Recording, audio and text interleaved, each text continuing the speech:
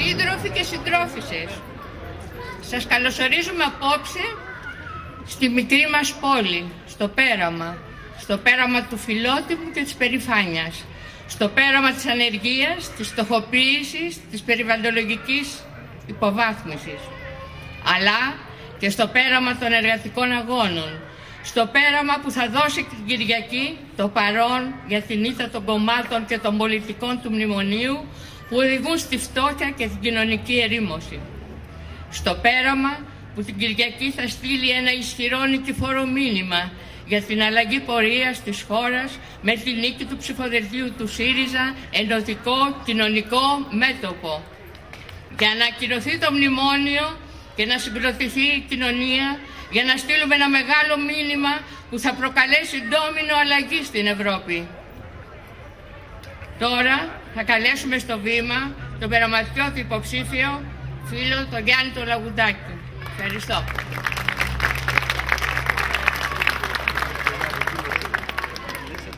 Φίλες και φίλοι, συντρόφισσες και σύντροφοι, να σας καλησπερίσω και να σας καλωσορίσω και εγώ με τη σειρά μου στην απόψινή μας εκδήλωση.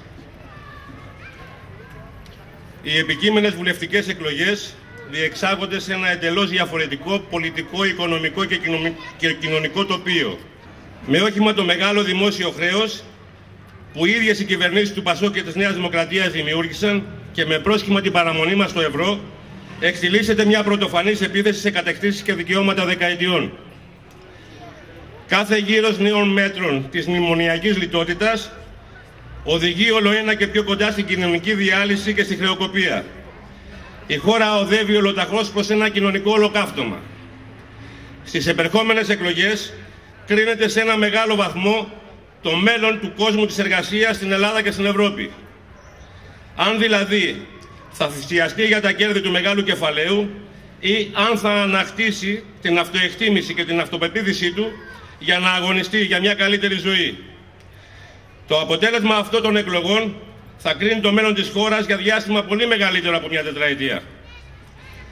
Πρόκειται για μια κατάσταση που επιβλήθηκε από την Ευρωπαϊκή Ένωση και το Δούνου του, τα ξένα και ντόπια συμφέροντα με τη συνέργεια των κομμάτων του μνημονίου, οι οποίοι επιμελώς φρόντισαν να οδηγήσουν τη χώρα στη σημερινή κατάσταση, με μοναδικό στόχο να την υποτάξουν και να την ελαττήσουν. Είναι βεβαίως δεδομένη μέχρι σήμερα η αδυναμία των δυνάμεων της αριστεράς και κυρίως εκείνων των δυνάμεων που αντιστρατεύονται την ενότητά της, να τους αντιπαλέψει συλλογικά και αποτελεσματικά, ώστε να αντισταθεί σε αυτές τις λογικές προς όφελος της κοινωνίας, αναδεικνύοντας τον άνθρωπο με προτάσεις που θα δώσουν λύσεις στα σημερινά αδιέξοδα της κοινωνίας και με σεβασμό στις επιθυμίες και στις ανάγκες του. Μια ευρύτατη συσπήρωση της αριστεράς και άλλων προοδευτικών δυνάμεων, ικανή να προβάλλει και να πείσει ως εναλλακτική λύση, θα τρόμαζε το κοινωνικό και πολιτικό κατεστημένο. Δυστυχώς όμως μέχρι σήμερα ορισμένες ηγεσίες των κομμάτων της αριστεράς δεν ανταποκρίνονται σε αυτή την ιστορική πρόκληση.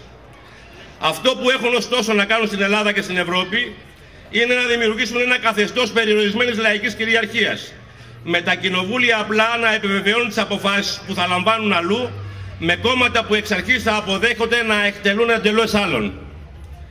Τα περιβόητα μνημόνια αποτελούν την εξειδικευμένη εφαρμογή της παραπάνω πολιτικής. Αν και προβάλλονται σαν μια προσπάθεια εξορθολογισμού και αναδιοργάνωσης των κρατικών θεσμών, στην πραγματικότητα πρόκειται για ένα σχέδιο το οποίο σε ένα χωριστό θεσμό άσκησης της ίδιας πολιτικής και οικονομικής εξουσίας που ασκείται από το κεντρικό κράτος και μάλιστα με επιβολή πρόσθετων και δυσβάσταχτων φόρων για τη λειτουργία των στόχων τους και την επίτευξη των σκοπών τους για την κάλυψη των χρεών που έχει δημιουργήσει το ίδιο το σύστημα. Είναι ένα σχέδιο ολοκλήρωσης της πλήρους υποταγής της Ελλάδας και αφαίρεση και των τελευταίων λίγων λαϊκών χαρακτηριστικών που διατηρούνται.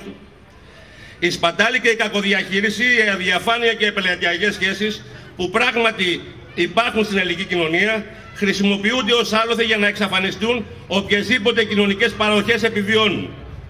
Το πολιτικό κατεστημένο, το ΠΑΣΟΚ, η Νέα Δημοκρατία και οι παραφιάδες τους προσπαθούν να μας εκφοβήσουν. Μνημόνιο η καταστροφή μας λένε. Όμως 3 χρόνια μνημόνια μας δίδαξαν αυτή η πολιτική οδηγεί κατευθείαν στην ανεργία, στη φτώχεια και στην καταστροφή. Η Ελλάδα των μνημονίων είναι ήδη μια χώρα με μεγάλη φτώχεια. Κατεστραμμένο παραγωγικό ιστό, μίζερη εκπαίδευση για τους πολλούς και ακριβά σχολεία για λίγους. με υποβαθμισμένες υπηρεσίες υγείας για τους ανθρώπους του λαού και απαξίωση κάθε έννοιας κοινωνικού κράτους. Ο Βενιζέλος και ο Σαμαράς εκβιάζουν τους πολίτες για να αποκτήσουν τη δημοκρατική νομιμοποίηση που επιθυμούν. Με αυτόν τον τρόπο νομίζουν πως θα έχουν τη δυνατότητα να εφαρμόσουν τα μνημόνια που δίνουν την ευκαιρία στους πιστωτές να εκποιήσουν τα πάντα στη χώρα με βάση το αγγλικό δίκαιο. Παράλληλα ικανοποιούν τα αιτήματα των ξένων επιχειρηματιών αλλά και των συμπατριωτών μας, του ΣΕΒ, ώστε να δημιουργηθεί πάνθυνο εργατικό δυναμικό. Τα σχέδιά τους τα γνωρίζουμε καλά. Σκοπός τους είναι η διάλυση του κοινωνικού κράτους και των εργασιακών σχέσεων. Θέλουν την ψήφο του ελληνικού λαού για να συνεχίσει το δούνου του και η Ευρωπαϊκή Ένωση να καθορίζει την οικονομική και κοινωνική πολιτική της χώρας. Με τα μνημόνια 1 και 2 περιορίζεται δραστικά η ούτως ή άλλως ανεμική κρατική χρηματοδότηση για τις ανάγκες της ελληνικής κοινωνίας, αφού στόχος τους είναι η εξοικονόμηση πόρων προς όφελός τους και με τη μέθοδο της επιτήρησης και του ελέγχου εγκαθίσταται το Διεθνές Νομισματικό Ταμείο και η Κεντρική Ευρωπαϊκή Τράπεζα στη χώρα μας για να απαγορεύουν κάθε κρατική χρηματοδότηση που υπερβαίνει τους στόχους των τοκογλύφων δανειστών της χώρας μας. Πάντα στη βάση της ανταποδοτικότητας και της εμπορευματοποίησης πλήθος αρμοδιοτήτων κοινωνικό κυρίως χαρακτήρα, μεταξύ των οποίων οι κρίσιμοι τομείς της παιδείας και της υγείας εχωρούνται στις ιδιώτες, χωρίς καμία δέσμευση για την απαραίτητη πλέον χρηματοδότησή τους, ενώ προωθούνται εκτεταμένες ιδιωτικοποιήσεις κοινοφελών οργανισμών, με συνέπεια την πλήρη υποβάθμιση των κοινωνικών δομών. Σε όλες τις περιπτώσεις, το λογαριασμό θα κληθούν να το πληρώσουν οι ίδιοι οι πολίτες, εμείς. Ένα τέτοιο σχέδιο δεν διορθώνεται, ούτε τροποποιείται. Απλά απορρίπτεται στο σύνολό του. Φίλες και φίλοι, συντρόφοι και σύντροφοι, τα περιθώρια ανατροπής του υπάρχοντος σκηνικού είναι ενδεχομένως λίγα, μα παραμένουν υπαρκτά.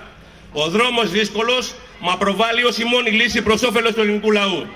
Η απάντηση σε όλα αυτά που ανέφερα προηγουμένως δεν μπορεί παρά να προέλθει μόνο από ένα μεγάλο κοινωνικό κίνημα πολιτών, που θα πάψει επιτέλους να αυτοϋποβαθμίζεται σε ομάδες διαμαρτυρίας και απλά ελέγχου της εξουσίας, πράγμα άλλωστε πολύ βολικό και ανέξοδο, και θα αναλάβει τις πολιτικές ευθύνες για την προοπτική μιας μεγάλης ανατροπής. Μιας μεγάλης ανατροπής που του αναλογεί. Μόνο όταν αυτό παλέψει συνειδητά για μια συγκεκριμένη εναλλακτική πολιτική διέξοδο, μόνο όταν η διαμαρτυρία μετασχηματιστεί σε πολιτική πρόταση εξουσίας με προοπτική μια εναλλακτική λύση. Βασική βέβαια προϋπόθεση γι' αυτό είναι η ενότητα των δυνάμεων εκείνων που έχουν τις αντίστοιχες αναφορές. Οι δυνάμεις αυτές πρέπει να ενωθούν. Πρέπει να ξεπεράσουν τις αγκυλώσεις οι οποίες οφείλονται είτε στην πολιτική τους μοιοπία είτε στην ιδεολογική τους ανεπάρκεια. Πρέπει να δουν τα πράγματα στην εξέλιξή τους. Να δουν την πραγματικότητα με μια άλλη, πιο ζωντανή ματιά. Να δουν τις ανάγκες της κοινωνίας με αποτελεσματικό τρόπο. Και ο αποτελεσματικότερος τρόπος είναι ένα δυνατό και ενωμένο αριστερό εναλλακτικό κίνημα. Το ενωτικό κοινωνικό μέτωπο, ο ΣΥΡΙΖΑ, αποτελεί ακριβώς μια τέτοια προσπάθεια.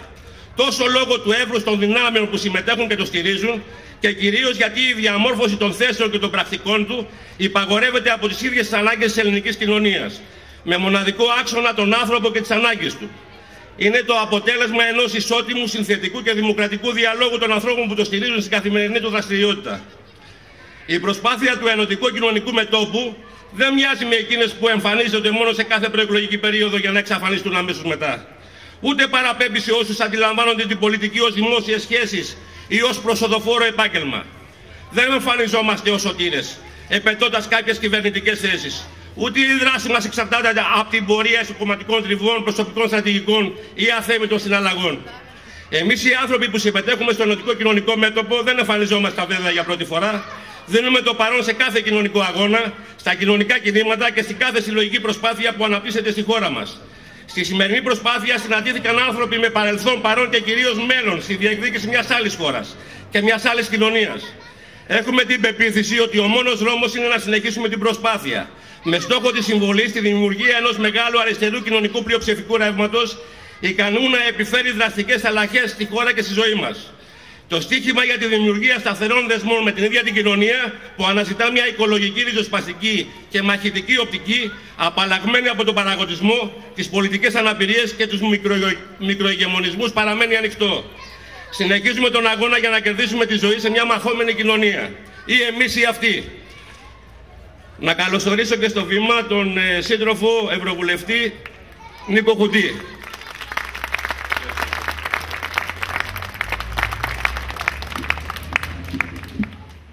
Η υποστήριξη του λαού της Β' Πειραιά, όπως συνηθίζουμε, μπορεί να αναδείξει περισσότερους του ενός εκπροσώπους αυτής της εργατογειτονιάς, αυτών των εργατοκοινωνικών, στο επόμενο κοινοβούλιο που έχει να κάνει πολλά πράγματα, ενδεχομένως να πάρει και μια αυξημένη εντολή. Γι' αυτό παρακαλώ τους υποψηφίους, αφού τους παρουσιάζω, να έρθουν εδώ να τελειώσουμε με ένα χαμόγελο και με μια αισιοδοξία, δίνοντάς τους κουράγιο. Η συντρόφισσα η Βαβακά, η Ευγενία, Τζένι, λέω και το Τζένι γιατί πιθανόν να είναι και στο ψυχοδέλτιο καμιά φορά και επομένως η οποία είναι παιδοψυχολόγος, η συντρόφισσα η Καρακώστα, η Ευαγγελία, η Εύη, δεν ξέρω αν είναι εδώ, έλα δεν σε είδα στην αρχή και ανησύχησα, λοιπόν, η οποία είναι αρχιτέκτον, μηχανικός και πολεοδόμος, ο σύντροφος ο Καρνέζης, ο Σωτήρης που είναι εκπαιδευτικός, η συντρόφισσα Κυλάκου, η Εκατερίνη Κέτη που είναι δικηγόρος, ο σύντροφος ο Λαγουδάκης, ο Γιάννης είναι γνωστός, είναι από την περιοχή, άνοιξε την εκδήλωση, έλα ρε Γιάννη, ο Λαζαρίδης, ο Θανάσης, τα λέω όχι κολαριστά έτσι, Θανάσης έτσι θα το ξέρετε, ο δημοσιογράφος, ο Παναγιώτης ο Λαφαζάνης, βουλευτής του ΣΥΡΙΖΑ, μαθηματικός, ο σύντροφος ο Λιάτσος ο Παρασκευάς, Πάρης, έχει και δεύτερο όνομα, τραπεζικός και όμορφο, Παπαδόπουλος Κωνσταντίνος Κώστας, εργάτης υποδηματοπίας, Κώστα θα σε λένε εκεί, δεν σε λέγανε Κωνσταντίνο, δεν είναι εδώ. Η Σιράκου η Σταυρούλα που είναι ιδιωτική υπάλληλος, έλα ρε Σταυρούλα, και ο Ψαλτάκος ο Μιχάλης που είναι ο γιατρός ακτινολόγος, ήταν μπροστά εδώ κτλ. Σας ευχαριστώ πολύ και σας καλώ για άλλη μια φορά τις λίγες μέρες, τις λίγες ώρες που μένουν μαζί και μπροστάριδες τους υποψηφίους για το καλύτερο αποτέλεσμα. Είναι στο χέρι μας, μπορούμε. Σας καλώ με τον αγώνα μας να περιφρουρήσουμε και την εκλογική διαδικασία. Ακούγονται πολλά, μην τους ακούτε, δεν μπορούν να κάνουν, είπαμε τα τελευταία κουρέλια. Ναι, λέγονται διάφορα, θα κάνουν, δεν θα κάνουν τίποτα. Άμα είμαστε εμείς παρόντες και παρούσες, μέχρι την τελευταία στιγμή μπορούν να κάνουν τίποτα. Το ποτάμι δεν γυρίζει πίσω. Σας καλώ στις πρωτομαγιάτικες εργατικές εκδηλώσεις και σας καλώ στο δύσκολο αγώνα, αλλά ενδιαφέρον και αισιόδοξο που θα ξεκινήσει από τις 7 του Μάη. Σας ευχαριστώ πολύ.